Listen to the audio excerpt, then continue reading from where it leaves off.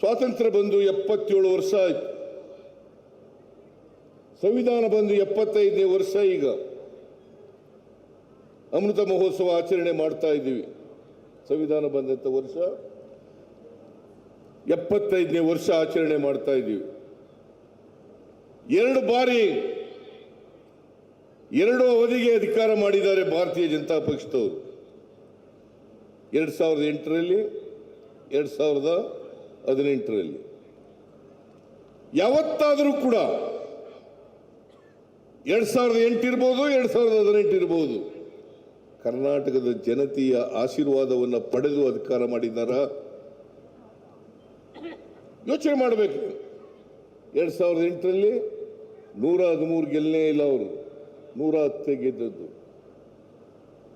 2018ರಲ್ಲಿ 100 ಗೆದ್ದದ್ದು, ಅವರು 118 ಮಾಡಲಿಲ್ಲ.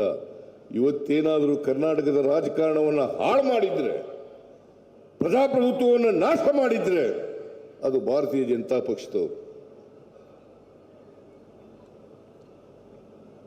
ಆಪರೇಷನ್ ಕಮಲ ಯಾರ ಕಾಲದಲ್ಲಿ ಜಾರಿಗೆ ಬಂತು? ಯಾರ ಕಾಲದಲ್ಲಿ ಜಾರಿಗೆ ಬಂತು?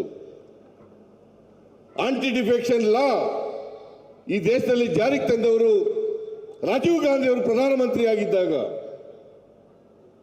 ಅದರಿಂದ ತಪ್ಪಿಸ್ಕೊಳ್ಳಿಕ್ಕೆ ಆಪರೇಷನ್ ಕಮಲ ಮಾಡಿದ್ರು. ಕೋಟ್ಯಾಂತರ ರೂಪಾಯಿಗಳನ್ನು MLAಗಳಿಗೆ ಕೊಟ್ಟು MLAಗಳನ್ನು ರಾಜೀನಾಮೆ ಕೊಡಿಸಿ ಮತ್ತೆ ಚುನಾವಣೆ ಮಾಡಿ ಅವ್ರ ಪಕ್ಷವನ್ನ ಮೆಜಾರಿಟಿ ಮಾಡಿಕೊಂಡು ಅಧಿಕಾರ ಮಾಡಿದಂಥ ನಿದರ್ಶನ ಕರ್ನಾಟಕದ ಇತಿಹಾಸದಲ್ಲಿ ಯಾವಾಗಲೂ ಕೂಡ ಮಾಡಿರಲಿಲ್ಲ. ಇದನ್ನು ಮಾಡಿದವರು ಶ್ರೀಮಾನ್ ಯಡಿಯೂರಪ್ಪನವರು, ಶ್ರೀಮಾನ್ CT ರವಿ ಅವರು,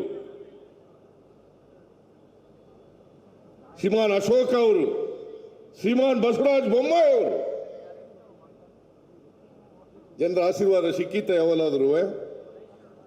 ನಮ್ಮ ಕಾರ್ಯಕರ್ತರು ಅರ್ಥ ಮಾಡ್ಕೋಬೇಕು. ನಾವು 2013ರಲ್ಲಿ ಬಂದಿದ್ದಾಗ 1952ರಿಂದ ಇಲ್ಲಿವರೆಗೆ ಜನರ ಆಶೀರ್ವಾದ ಪಡ್ಕೊಂಡು ಅಧಿಕಾರಕ್ಕೆ ಬಂದಿದ್ದೀವಿ. 13 ಇರ್ಬೋದು, 23 ಇರ್ಬೋದು, ಜನರ ಆಶೀರ್ವಾದ ಅಧಿಕಾರ ಮಾಡ್ಕೊಂಡು ಬಂದಿದ್ದೀವಿ. ಇವತ್ತು ಕಳೆದ ಬಾರಿ ನಾವು 2023 ಮೇನಲ್ಲಿ ನಡೆದಂಥ ವಿಧಾನಸಭಾ ಚುನಾವಣೆಯಲ್ಲಿ 136 ಸ್ಥಾನಗಳನ್ನು ಗೆದ್ದು ಅಧಿಕಾರಕ್ಕೆ ಬಂದಿದ್ದೀವಿ. 2013ರಲ್ಲಿ 122 ಸ್ಥಾನಗಳನ್ನು ಗೆದ್ದು ಅಧಿಕಾರಕ್ಕೆ ಬಂದಿದ್ದು ನಾವು. ಬಿಜೆಪಿಯವರು ಯಾವತ್ತಾರು ಮೆಜಾರಿಟಿ ತಗೊಂಡಿದ್ದಾರ? ಏನಪ್ಪ ತಮ್ಮಯ್ಯ, ನೀನು ಬಿಜೆಪಿಯಲ್ಲಿ ಇದ್ದೆ,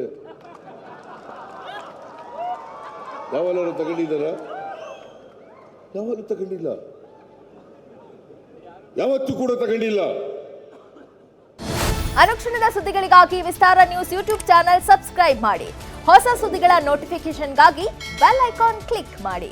ಲೇಟೆಸ್ಟ್ ಅಪ್ಡೇಟ್ಸ್ಗಾಗಿ www.vistaranews.com ವೆಬ್ಸೈಟ್ಗೆ ವಿಸಿಟ್ ಮಾಡಿ. ಅಂಗೈಯಲ್ಲೇ ಜಗತ್ತಿನ ಸುದ್ದಿ ತಿಳಿಯಲು ವಿಸ್ತಾರ ನ್ಯೂಸ್ ಕನ್ನಡ ಆಪ್ ಡೌನ್ಲೋಡ್ ಮಾಡಿ.